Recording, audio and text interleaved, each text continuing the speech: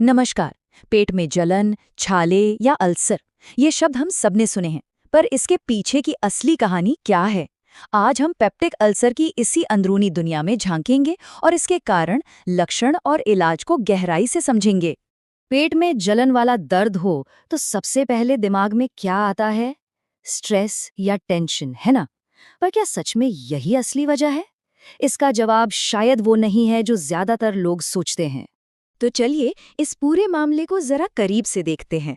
Ulcer को ठीक से समझने के लिए सबसे पहले ये जानना जरूरी है कि आखिर ये चीज है क्या और हमारे शरीर में होती कहाँ है। तो देखिए, पेप्टिक अल्सर कुछ और नहीं बल्कि हमारे पेट या छोटी आंत के अंदर के मुलायम परत पर होने वाले छाले या घाव हैं। जैसा कि यहाँ दिख रहा है, ये दो तरह के होते हैं। एक जो पेट के अंदर होता है उसे गैस्ट्रिक अल्सर कहते हैं, और दूसरा जो ज्यादा आम है वो छोटी आंत के शुरुआती हिस्से में होता है, जिसे डुओडेनल अल्सर कहते हैं। तो अगर स्ट्रेस इसका मुख्य विलेन नहीं है तो फिर असली गुनहगार कौन है?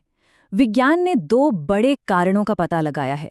चलिए अब उन्हीं पर फोकस करते हैं। ये हैं वो दो असली वजह।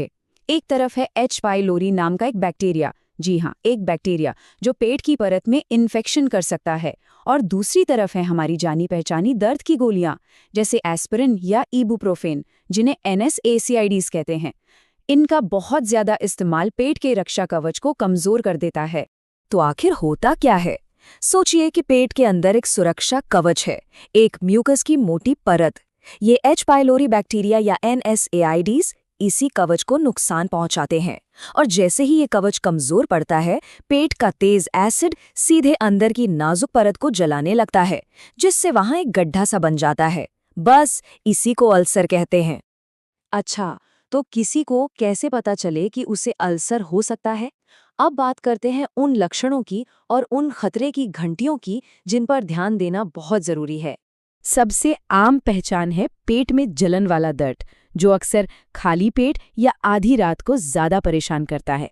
हाँ, कुछ खाने पीने या एंटासिड लेने से थोड़ी देर के लिए आराम जरूर मिल जाता है।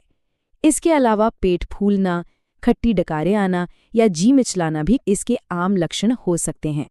और अगर अल्सर को नज़रअंदाज किया गया तो मामला काफ़ी गंभीर हो सकता है। इससे अंदर ही अंदर खून बह सकता है, जिससे शरीर में खून की कमी यानी एनीमिया हो सकता है। कुछ मामलों में तो ये पेट की दीवार में सुराख तक कर देता है, जिसे परफोरेशन कहते हैं, या फिर ये खाने के रास्ते में ही रुकावट पैदा कर सकता है। ये लक्षण सीधे सीधे रेड अलर्ट हैं। इन्हें बिल्कुल भी हल्के में नहीं लेना चाहिए। अगर कभी कॉफ़ी के पाउडर जैसी उल्टी हो या स्टूल का रंग काला टार जैसा हो जाए, जो कि अंदरूनी ब्लीडिंग का संकेत है, या फिर बिना किसी वजह के वजन तेजी से गिरने लगे, तो बिना देर किए डॉक्टर से मिलना जरूरी है। तो इतनी सारी समस्याओं के बाद अब अच्छी खबर की बात करते हैं। अच्छी बात यह है कि पेप्टिक अल्सर का इलाज बिल्कुल मुमकिन है, और इसका रास्ता दो चीज़ों से होकर गुजरता है: दवाइयाँ और हमारी अपनी जीवन शैली। मेडिकल इलाज में मुख्य रूप से 3 तरह की दवाएं होती हैं। अगर एच पाइलोरी बैक्टीरिया वजह है तो उसे जड़ से खत्म करने के लिए एंटीबायोटिक्स दी जाती हैं। साथ में होती हैं PPIs, जो एसिड बनाने की प्रक्रिया को ही धीमा कर देती हैं, ताकि घाव को भरने का समय मिल सके। और इसी तरह H2 ब्लॉकर्स भी पेट में एसिड की मात्रा को कम करने का काम करते हैं। लेकिन सिर्फ दवा से ही काम नहीं चलता, आदतों को बदलना भी उतना ही जरूरी है। जैसे दर्द की गोलियों का इस्तेमाल डॉक्टर से पूछकर करना, स्मोकिंग को पूरी तरह से अलविदा कहना और शराब से दूरी बनाना।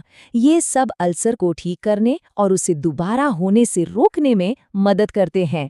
चलिए अब आखिर में एक जरूरी और पॉजिटिव बात पर आते हैं, यानी एक सेहतमंद पेट की तरफ वापसी की बात करते हैं। सबसे बड़ी बात जो याद रखनी है वो ये है कि अल्सर कोई स्थायी बीमारी नहीं है। सही जांच, सही इलाज और अपनी आदतों में थोड़े से बदलाव के साथ पेट का वो सुरक्षा कवच फिर से ठीक हो सकता है। और हाँ, पूरी तरह से रिकवर होना बिल्कुल संभव है। तो अब जब असली वजह पता है, तो क्या पेट के आम दर्द को देखने का हमारा नजरिया बदलना नहीं चाहिए? अगली बार जब पेट में दर्द हो तो क्या उसे सिर्फ गैस या टेंशन कहकर टाल देना सही होगा? ये एक सोचने वाली बात है ना?